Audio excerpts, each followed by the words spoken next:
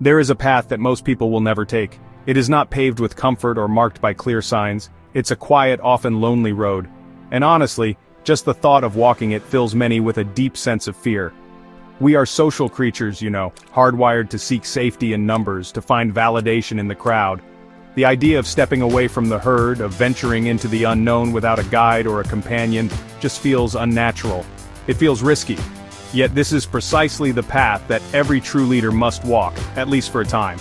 It is on this solitary journey that the very essence of leadership is discovered, not given. It's where a vision is clarified, not by committee but by personal conviction.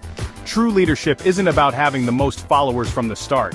It's about having a cause so clear, a why so profound that you're willing to pursue it even when no one else sees what you see. The crowd follows certainty. They rally behind a flag that's already flying high.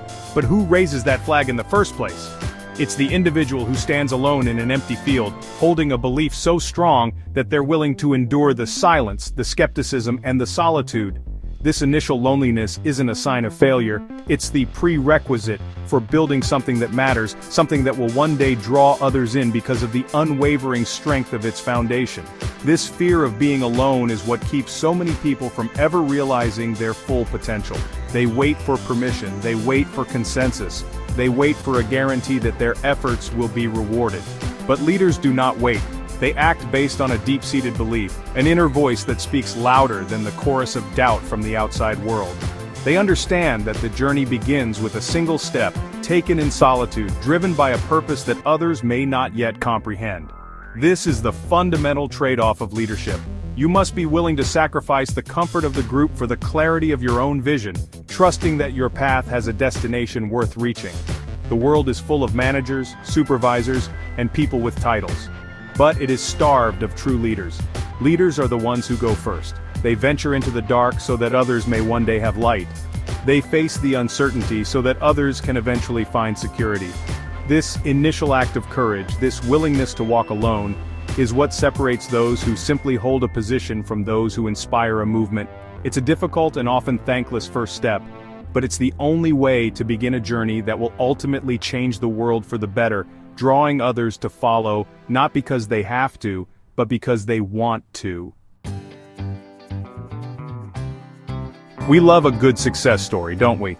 We celebrate the victory lap, the ticker tape parades, and the triumphant speeches delivered from a crowded stage. The world is mesmerized by the finished product, the thriving company, the social movement that changed history, the invention that reshaped our lives. We see the leader standing in the spotlight, surrounded by applause and admiration, and we just assume that this is what leadership looks like. We see the destination, and we marvel at its brilliance. We're drawn to the spectacle of success, the final, glorious outcome that everyone can see and appreciate. It's easy to admire the summit once it has been reached. But what we so often ignore, what the highlight reels conveniently edit out, is the long, quiet, and profoundly lonely journey that preceded the celebration. Before the applause there was silence. Before the crowd, there was solitude. Before the victory, there were countless moments of doubt, struggle, and thankless work performed in obscurity. The real story of leadership isn't written on the grand stage.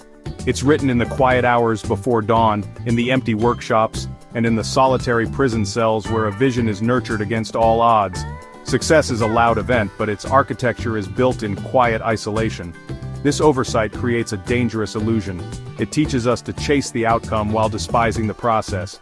We want the glory without the grind. We want the respect without the sacrifice.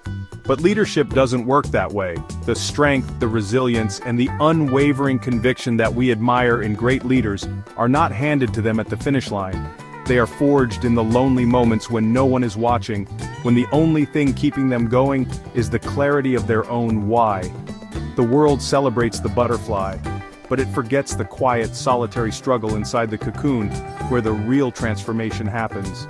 To truly understand leadership, we have to look beyond the cheering crowds, and into the silent spaces where it was born. We must appreciate the courage it takes to work on a dream when there's no external validation, no guarantee of success, and no one to share the burden. The lonely path isn't an unfortunate detour on the way to success, it's the path.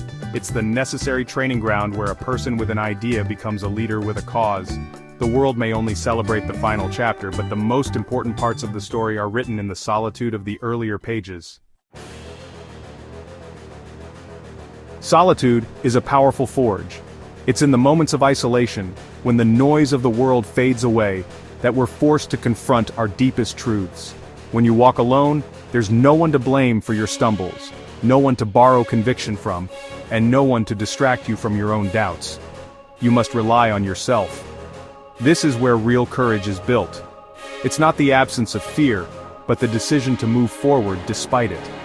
In solitude, you learn to listen to your own inner voice, to trust your instincts, and to find strength not from external praise, but from an internal sense of purpose. This is the bedrock of leadership. This solitary path is also where conviction is tested and solidified.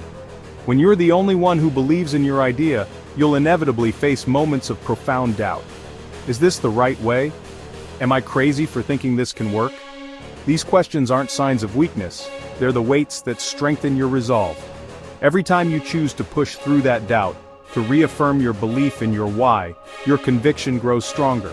It becomes less of a hopeful idea and more of an unshakable truth.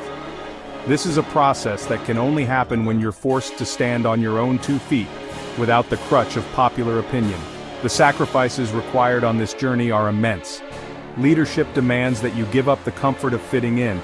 It may require you to sacrifice relationships, financial security, and the simple pleasure of a predictable life. These are not small things. They're the heavy tolls paid on the road to building something meaningful. When you're alone, the weight of these sacrifices feels even heavier. There's no one there to tell you it will all be worth it. You must be the one to remind yourself, day after day, that the purpose you are serving is greater than the comfort you are giving up. This is the discipline of a true leader. Ultimately, the solitude shapes you into the person capable of leading others. It strips away the ego and replaces it with humility. It replaces the need for approval with a quiet confidence. It transforms a fragile idea into a resilient vision. The person who emerges from this period of isolation is not the same one who entered it. They're stronger, clearer, and more committed. They've faced their own demons and have chosen to keep walking. This is why, when they finally do attract followers, people are drawn not just to the vision, but to the undeniable strength of the person who carried it through the darkness. History provides us with a powerful chorus of examples, each telling the same story of solitary conviction. Think of Nelson Mandela.